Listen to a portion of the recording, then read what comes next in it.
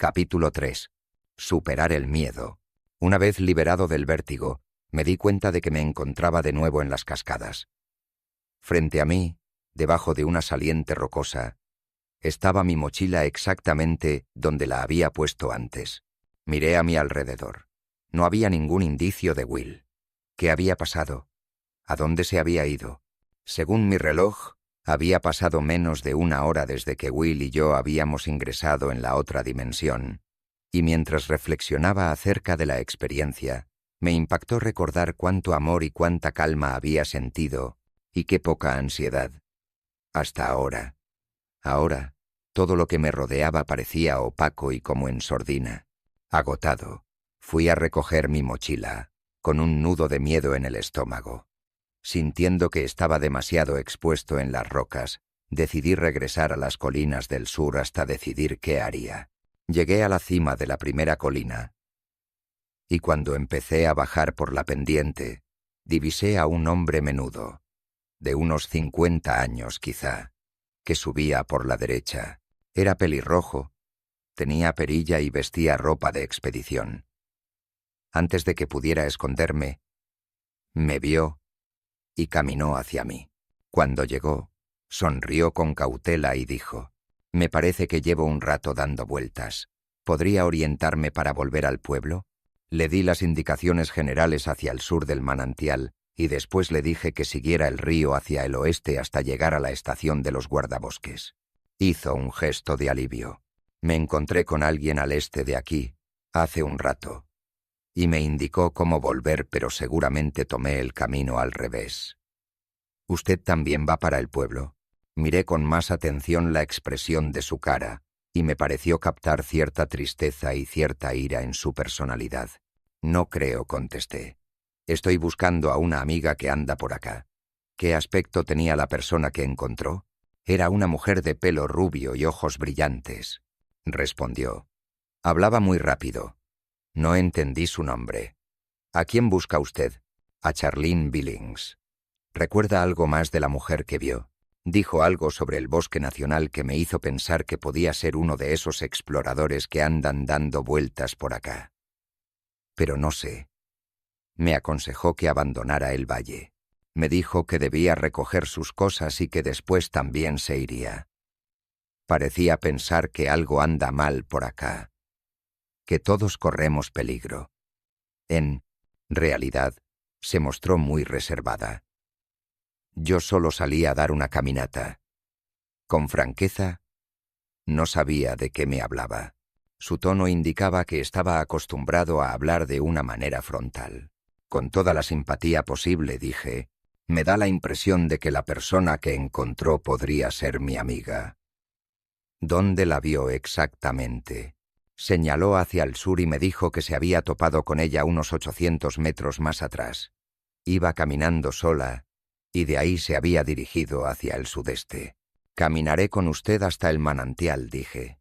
Recogí mi mochila y mientras bajábamos la pendiente preguntó: «Si era su amiga, ¿a dónde cree que iba?» «No lo sé». «¿A algún lugar místico? Quizá». «Buscando la utopía».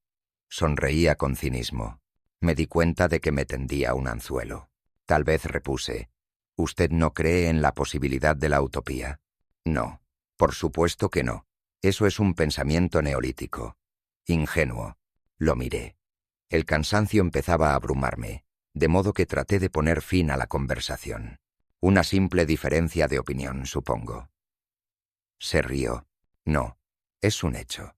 No hay ninguna utopía por venir».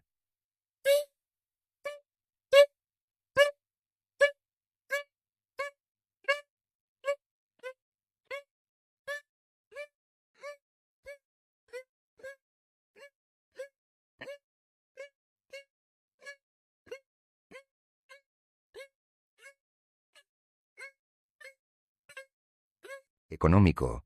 Las cosas están descontrolándose y a la larga esto va a explotar. ¿Por qué dice eso? Demografía lisa y llana. Durante la mayor parte de este siglo ha habido una clase media grande en los países occidentales. Una clase que promovió el orden y la razón y sostuvo la creencia general de que el sistema económico podía ser para todos. Pero esta fe empieza a claudicar. Puede verlo en todas partes. Cada día son menos los que creen en el sistema o juegan de acuerdo con las reglas. Y esto ocurre porque la clase media se tambalea. Debido al desarrollo tecnológico, el trabajo pierde valor y divide la cultura humana en dos grupos: los que tienen y los que no tienen. Los que hacen inversiones y poseen el manejo de la economía, y los que están confinados a trabajos menores y de servicio. Sume a esto el fracaso de la educación, y podrá ver el alcance del problema. Suena espantosamente cínico, señalé. Es realista. Es la verdad. Para la mayoría de la gente, sobrevivir requiere un esfuerzo cada vez más grande. ¿Ha visto las encuestas sobre el estrés? La tensión es desmedida. Nadie se siente seguro y lo peor todavía no empezó. La población explota y, a medida que vaya expandiéndose cada vez más la tecnología, aumentará la distancia entre los instruidos y los no instruidos. Y los que tienen controlarán cada vez más la economía global, en tanto que las drogas y el crimen seguirán creciendo entre los que no tienen.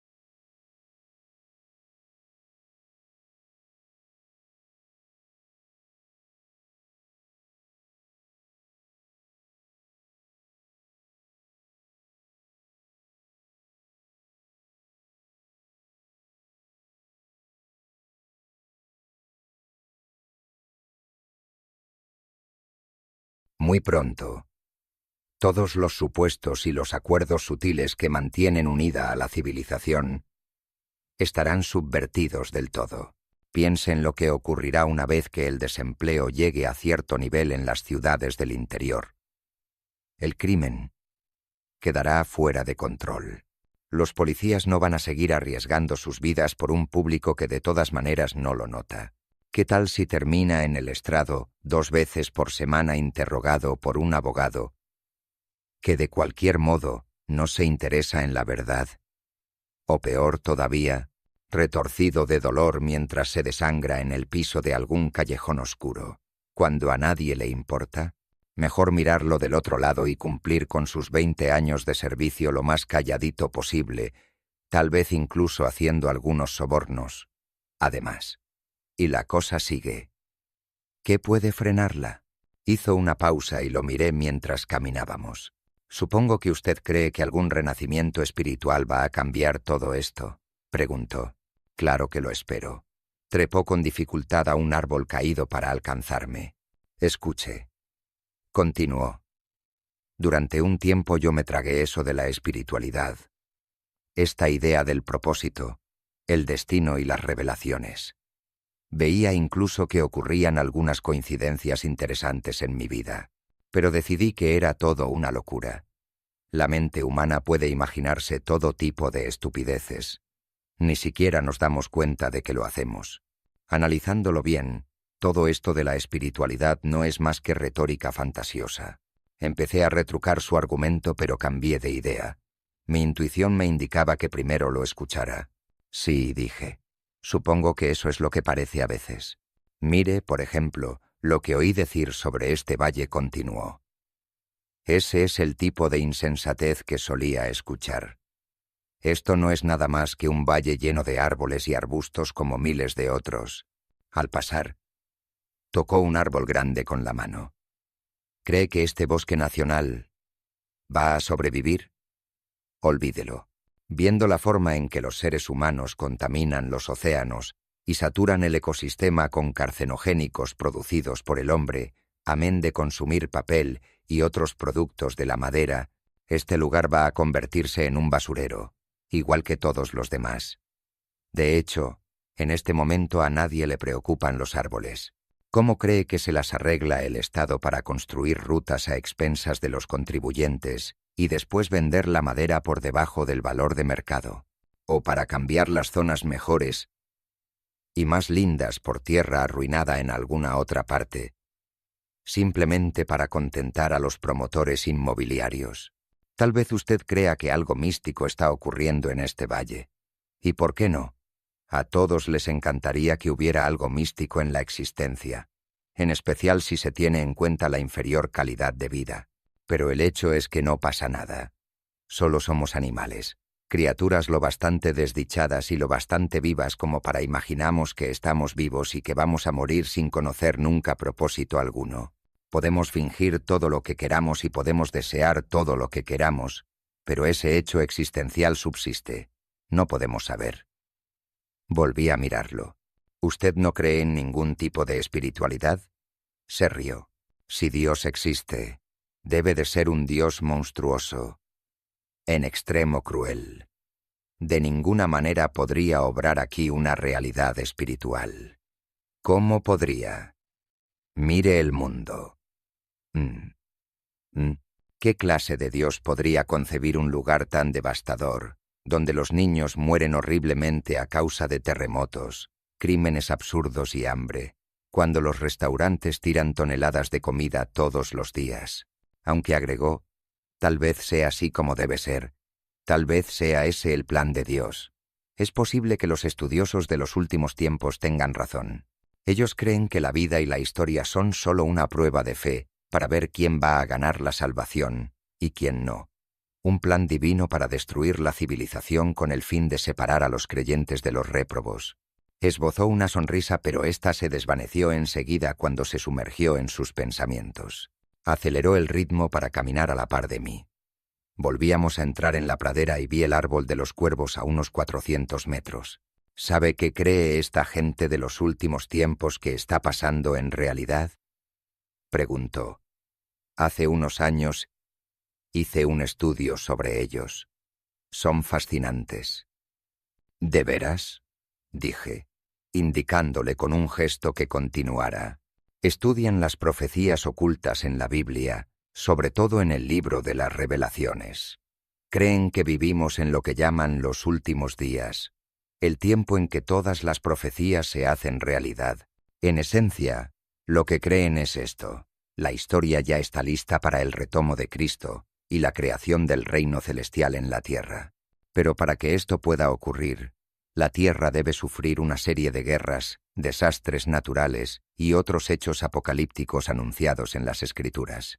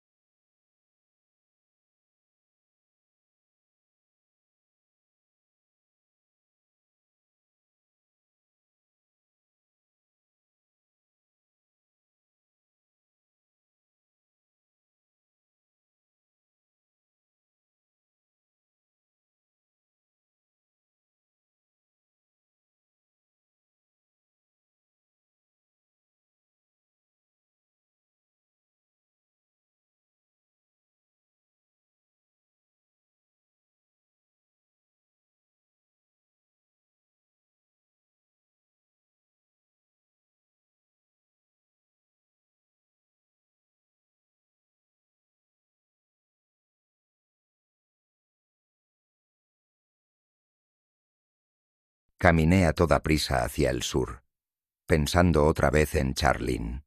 ¿Qué hacía ahí? ¿A dónde iba? No tenía ninguna respuesta. Me apuré y llegué al río en unos 30 minutos. El sol ya estaba totalmente oculto detrás de las nubes agolpadas en el horizonte, y la luz del atardecer teñía los bosques de ominosas tonalidades grises. Yo me sentía cansado y sucio, y sabía que escuchar a Joel y ver los hips habían afectado mi ánimo. Tal vez ya tenía pruebas suficientes para recurrir a las autoridades. Tal vez era esa la mejor manera de ayudar a Charlene. En mi cabeza daban vueltas varias opciones que parecían justificar mi regreso al pueblo. Como la vegetación de ambos lados del río era poco densa, decidí avanzar y abrirme camino por el bosque más tupido del otro lado, pese a saber que esa zona era propiedad privada. Una vez del otro lado, me detuve bruscamente al oír otro jeep. Eché a correr. Unos 15 metros más adelante la tierra se elevaba en una serie de piedras grandes y afloramientos de unos 6 metros de alto. Alcancé la cima a toda velocidad y aceleré el paso. Luego salté sobre una pila de rocas grandes con la intención de brincar al otro lado. Cuando mi pie tocó la roca de arriba, la gran piedra rodó. Perdí pie. Y toda la pila empezó a moverse hacia adelante. Reboté una vez sobre mi cadera y aterricé en una pequeña hondonada en tanto que la pila seguía rodando hacia mí. Varias de las piedras, de 60 o 90 centímetros de diámetro, se tambaleaban y estaban a punto de desplomarse sobre mi pecho. Apenas tuve tiempo para rodar sobre mi lado izquierdo y levantar los brazos, pero no pude salir del medio. Entonces, por el rabillo del ojo, vi que algo pequeño y blanco se movía frente a mi cara. En el mismo instante vino a mí el conocimiento excepcional de que esas enormes rocas de alguna manera iban a eludirme. Las oí estrellarse a ambos lados. Con lentitud abrí los ojos y espié entre el polvo en tanto me quitaba la suciedad y los pedazos de roca de la cara. Las rocas yacían a mi lado. ¿Cómo había pasado semejante cosa? ¿Qué era esa forma blanca? Por un momento miré el paisaje circundante. Y entonces, detrás de una de las rocas, vi un leve movimiento. Muy despacio, un cachorro de gato montés se acercó y me miró fijo. Sabía que era lo bastante grande como para tener que escapar, pero se demoraba y no dejaba de mirarme. El ruido cada vez más fuerte de un vehículo que se acercaba hizo que al final el gato montés saliera corriendo y se internara en el monte. Me incorporé y corrí varios pasos más hasta que tropecé torpemente con otra roca. Una onda de dolor punzante atravesó toda mi pierna cuando mi pie izquierdo cedió. Caí al suelo y me arrastré los últimos 2 metros hasta los árboles. Rodé hasta ubicarme detrás de un roble inmenso cuando el vehículo se acercó al río. Bajó la velocidad unos minutos y luego volvió a acelerar hacia el sudeste. Mientras el corazón me latía a toda máquina, me senté y me quité la bota para inspeccionar mi tobillo. Ya empezaba a hincharse. ¿Por qué esto? Al recostarme para estirar la pierna, vi que a unos 9 metros había una mujer que me miraba. Cuando empezó a acercarse, me quedé paralizado. ¿Se encuentra bien?, preguntó, con voz preocupada pero cautelosa. Era una mujer alta y negra, de unos 40 años quizá, vestida con ropa de algodón suelta y zapatillas de tenis. Sobre las sienes le caían hebras de pelo oscuro desprendidas de su cola de caballo que se agitaban con el viento. En la mano tenía una pequeña mochila verde. Estaba sentada ahí y lo vi caer, dijo. Es su día de suerte. Soy médica. ¿Quiere que lo examine un poco? Se lo agradecería, dije. Un poco mareado, sin llegar a creer en la coincidencia. Se arrodilló a mi lado y me movió el pie con suavidad, vigilando al mismo tiempo la zona que rodeaba la ensenada. ¿Está solo por aquí? Le mencioné brevemente que estaba buscando a Charlene, pero no dije nada más. Me dijo que no había visto a nadie que respondiera a esa descripción. Se presentó como Maya Ponder, y cuanto más me hablaba más me convencía de que era absolutamente digna de confianza. Le dije mi nombre y dónde vivía. Cuando terminé, me dijo, «Yo soy de Asheville, aunque tengo un centro de salud, con un socio, a unos kilómetros al sur de aquí. Es nuevo. También somos dueños de 20 hectáreas del valle que lindan justo aquí con el bosque nacional. Señaló la zona donde nos hallábamos sentados. Y otras 20 hectáreas, subiendo por el cerro hacia el sur. Abrí el cierre del bolsillo de mi mochila y extraje mi cantimplora. ¿Quiere un poco de agua?, pregunté. No, gracias. Tengo. Revisó su propia mochila. Sacó una cantimplora y la abrió. Pero en lugar de beber empapó una toallita y envolvió mi pie, cosa que me hizo retorcer de dolor. Se volvió, me miró a los ojos y dijo, obviamente, se torció el tobillo. ¿Cuán grave es?, pregunté. Vaciló. ¿Usted qué cree? No lo sé. Déjeme probar si puedo caminar. Traté de ponerme de pie, pero ella me detuvo. Espere un momento, dijo. Antes de tratar de caminar, analice su actitud. ¿Qué grado de gravedad considera que tiene su herida? ¿A qué se refiere? Me refiero a que, muchas veces, su tiempo de recuperación va a depender de lo que usted piense, no de lo que piense yo. Me miré el tobillo. Creo que podría estar muy mal. Si es así, tengo que volver al pueblo de alguna forma. ¿Y entonces? No sé. Si no puedo caminar, voy a tratar de encontrar a alguien que busque a Charlene. ¿Se le ocurre por qué este accidente se produjo ahora? En realidad no. ¿Por qué es importante? Porque, nuevamente, muchas veces su actitud respecto de por qué se produjo un accidente o una enfermedad afecta su recuperación. La miré con atención, con absoluta conciencia de mi resistencia. Una parte de mí sentía que no tenía tiempo para discutir eso en aquel momento. Parecía algo muy comprometido para la situación. Si bien el sonido inarticulado había cesado, debía suponer que el experimento continuaba. Todo parecía muy peligroso y era casi de noche, y Charlene podía hallarse en serios apuros a pesar de todo. Asimismo, tenía conciencia de un profundo sentimiento de culpa hacia Maya. ¿Por qué habría de sentirme culpable? Traté de librarme de esa emoción. ¿Qué clase de médica es usted?, pregunté, y bebí un poco de agua. Me sonrió y por primera vez vi aumentar su energía. Ella también había decidido confiar en mí. Le hablaré de la medicina que practico, dijo. La medicina está cambiando, y rápido. Ya no creemos que el cuerpo es una máquina con piezas que a la larga se gastan y deben repararse o reemplazarse. Empezamos a comprender que la salud del cuerpo es determinada en gran medida por nuestros procesos mentales. Lo que pensamos de la vida, y en especial de nosotros mismos, tanto en el nivel consciente como en el inconsciente. Esto representa un vuelco fundamental. Con el viejo método, el médico era el experto y el sanador, y el paciente, el receptor pasivo, que esperaba que el médico tuviera todas las respuestas. Pero ahora sabemos que la actitud interior del paciente es crucial. Un factor clave es el miedo y el estrés y la forma en que los manejamos. A veces el miedo es consciente, pero en muchos casos lo reprimimos totalmente. Es la actitud fanfarrona y machista. Negar el problema, ahuyentarlo, conjurar actitudes heroicas, adoptar una perspectiva positiva, es muy importante para mantenerse sano, pero para que esta actitud resulte efectiva, debemos comprometernos con ella de manera plenamente consciente, utilizando el amor, no el machismo. Yo creo que nuestros miedos no expresados crean bloqueos u obstáculos en el flujo de energía del cuerpo, y son estos bloqueos los que a la larga derivan en problemas. Los miedos se manifiestan en grados cada vez más altos hasta que los abordamos. Los problemas físicos constituyen el último paso. En principio, estos bloqueos deberían tratarse con prontitud, de una manera preventiva, antes de que se desarrolle la enfermedad. Entonces usted considera que la enfermedad, en definitiva, puede prevenirse o curarse. Sí. Estoy segura de que nos toca una mayor o menor duración de la vida.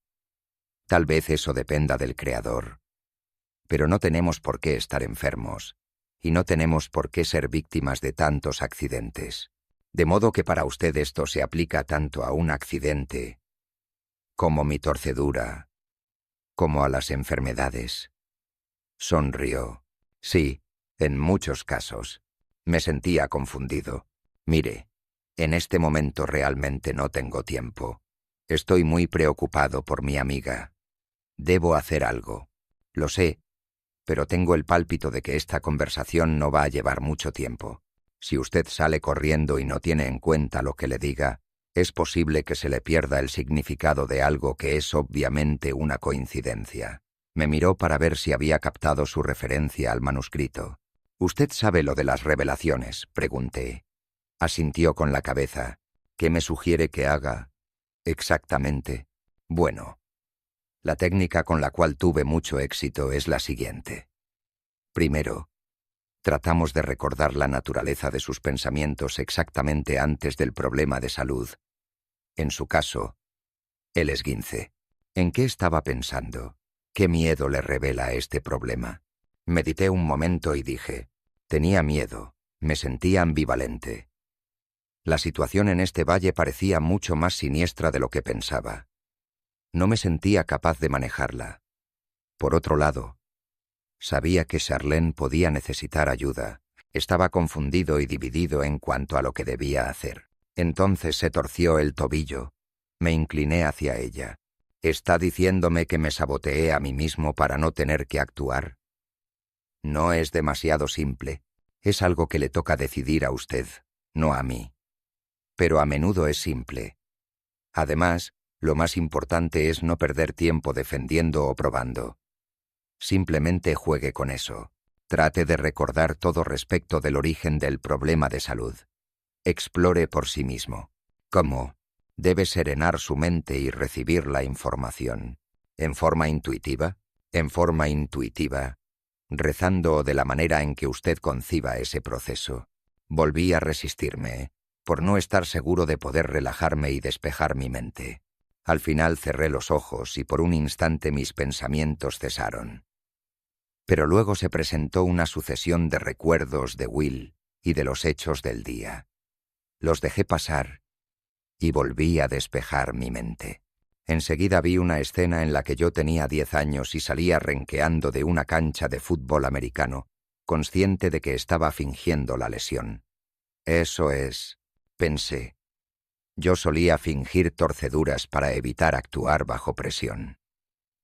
Era algo que tenía totalmente olvidado. Me di cuenta de que más tarde empecé a lastimarme de verdad el tobillo con mucha frecuencia en todo tipo de situaciones. Al recorrer mi memoria, me vino otro recuerdo a la mente. Una escena turbia en la que me hallaba en otro tiempo, presumido, confiado, impulsivo, y posteriormente, mientras trabajaba en una habitación oscura con luz de vela, la puerta se desmoronaba y me arrastraban hacia afuera presa del terror. Abrí los ojos y miré a Maya. «Es posible que tenga algo».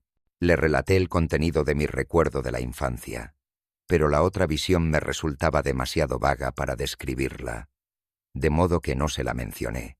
Luego Maya me preguntó, «¿Qué piensa?» «No sé. La torcedura me pareció fruto del azar. Me cuesta imaginar que el accidente derivó de esta necesidad de evitar la situación. Además, he estado en situaciones peores que esta muchas veces y no me torcí el tobillo». «¿Por qué pasó ahora?» Permaneció pensativa. «¿Quién sabe? Tal vez ahora sea el momento de comprender el hábito. Los accidentes, las enfermedades, la sanación, son todas cosas mucho más misteriosas de lo que imaginábamos. Creo que tenemos una capacidad no descubierta de influir sobre lo que nos ocurra en el futuro, incluso el hecho de estar sanos. Aunque, nuevamente, el poder debe quedar en manos del paciente individual. Hubo un motivo por el cual no le di una opinión en cuanto a la gravedad de su lesión. En la profesión, hemos aprendido que las opiniones médicas deben emitirse con mucho cuidado. A lo largo de los años la gente desarrolló una especie de adoración por los médicos. Y cuando un médico dice algo, los pacientes tienden a tomarse muy a pecho esas opiniones. Los médicos de campo de hace 100 años lo sabían y utilizaban este capital para pintar un cuadro excesivamente optimista de cualquier situación relacionada con la salud. Si el médico decía que el paciente iba a mejorar, con frecuencia el paciente internalizaba la idea en su mente y desafiaba todas las adversidades para recuperarse. Sin embargo, en años posteriores las consideraciones éticas impidieron estas distorsiones, y la profesión médica considera que el paciente tiene derecho a una evaluación científica fría de su situación. Por desgracia, al darla, en muchos casos el paciente moría ahí mismo frente a los ojos del médico, simplemente porque se le decía que su estado era terminal. Ahora sabemos que debemos ser muy cuidadosos con estas evaluaciones, debido al poder de nuestras mentes. Queremos orientar ese poder con una dirección positiva. El cuerpo es capaz de una regeneración milagrosa. Las partes del cuerpo que en el pasado se consideraban formas sólidas son en realidad sistemas de energía que pueden transformarse de la noche a la mañana. ¿Ha leído las últimas investigaciones sobre la oración? El simple hecho de que esté probándose en forma científica que esta clase de visualización espiritual funciona destruye nuestro viejo modelo físico de sanación. Tenemos que elaborar un modelo nuevo. Hizo una pausa, para volcar más agua en la toalla que envolvía mi tobillo, y continuó. Creo que la primera etapa del proceso consiste en identificar el miedo con el cual parece conectarse el problema médico. Esto abre el bloqueo de la energía del cuerpo a la sanación consciente. El siguiente paso consiste en absorber toda la energía posible y enfocarla en la localización exacta del bloqueo. Estaba a punto de preguntarle cómo se hacía, pero ella me detuvo. Vamos, aumente su nivel de energía todo lo que pueda. Acepté que me guiara y empecé a observar la belleza que me rodeaba y a concentrarme en una conexión espiritual interior que iba evocando una sensación de amor cada vez más grande. Poco a poco los colores se volvieron más vívidos y en mi conciencia todo adquirió mayor presencia.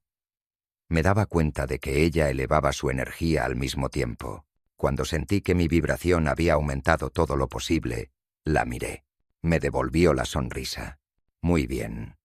Ahora puede concentrarse en la energía del bloqueo. ¿Cómo hago?, pregunté. Use el dolor. Por eso está ahí, para ayudarlo a concentrarse. ¿Cómo? ¿La idea no es librarme del dolor? Por desgracia, eso es lo que siempre pensamos. Pero el dolor en realidad no es más que una baliza. ¿Una baliza? Sí, aseguró y presionó varios lugares de mi pie. ¿Cuánto le duele ahora?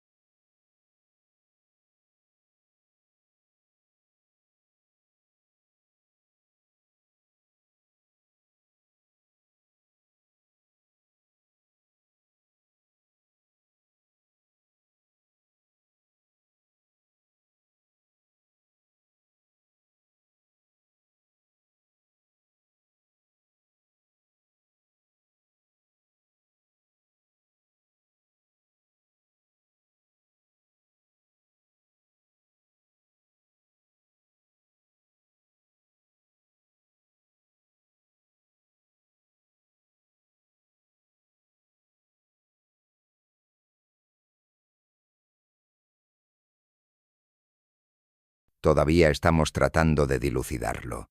Tiene que ver con el proceso de la octava revelación, de enviar a esa persona la energía y el amor que fluyen a través de nosotros desde la fuente divina, y al mismo tiempo visualizar que el individuo recuerde qué quiere hacer realmente con su vida.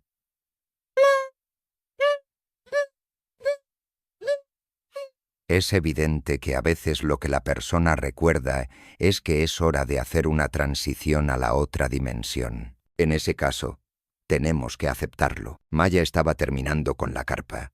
Agregó, también tenga presente que los procedimientos que le recomendé deben llevarse a cabo en conjunción con lo mejor de la medicina tradicional. Si estuviéramos cerca de mi clínica, lo examinaría a fondo. Pero en este caso, a menos que usted no esté de acuerdo, le sugiero que pase aquí la noche. Es mejor que no se mueva mucho. Mientras la observaba, preparó mi calentador, lo encendió y puso el recipiente con sopa deshidratada sobre la llama. Ahora vuelvo al pueblo. Necesito conseguir elementos para entablillarle el tobillo y algunas otras provisiones, por si las necesitamos. Después volveré para verificar cómo sigue.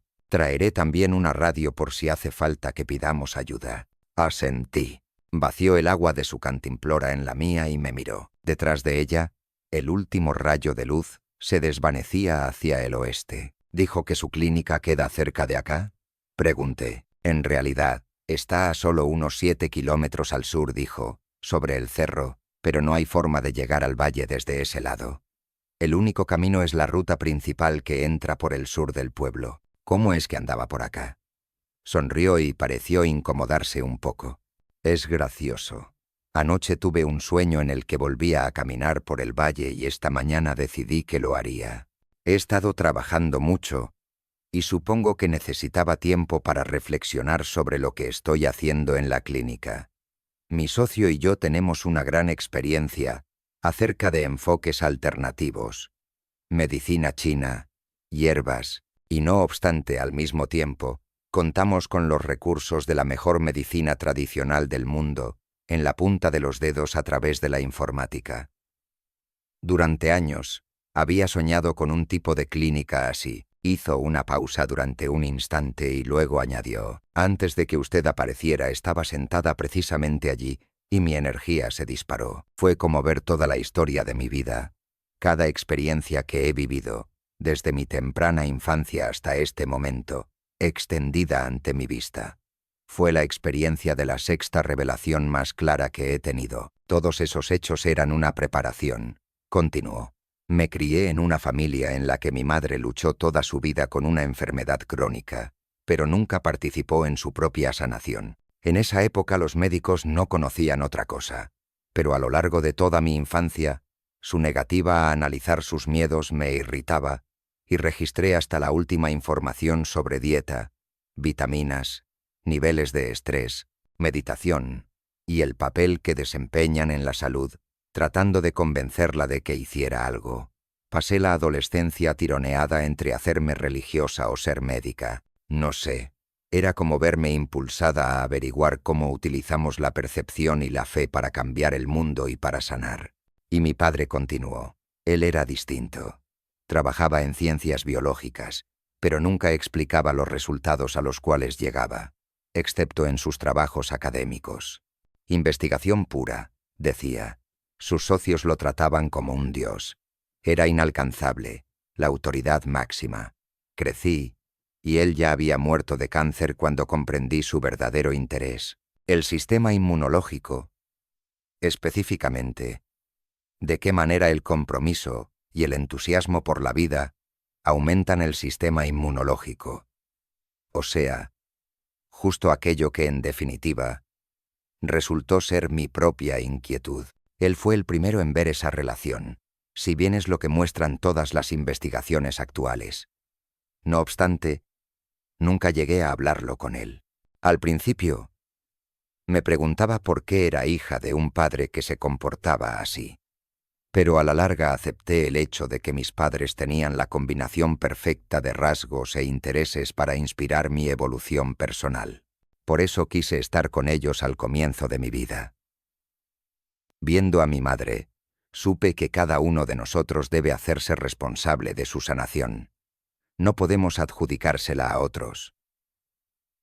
La sanación tiene que ver, en esencia, con superar los miedos asociados a la vida, miedos que no queremos enfrentar, y encontrar nuestra propia inspiración, una visión del futuro que tenemos conciencia de haber venido a contribuir a crear. A través de mi padre vi con claridad que la medicina debe ser más sensible, debe reconocer la intuición y la visión de las personas tratadas. Tenemos que salir de nuestra torre de marfil. La combinación de ambas cosas me impulsó a buscar un nuevo paradigma en medicina, basado en la capacidad del paciente de controlar su vida y volver a su camino. Supongo que ese es mi mensaje, la idea de que por dentro sabemos cómo participar en nuestra sanación física y emocional.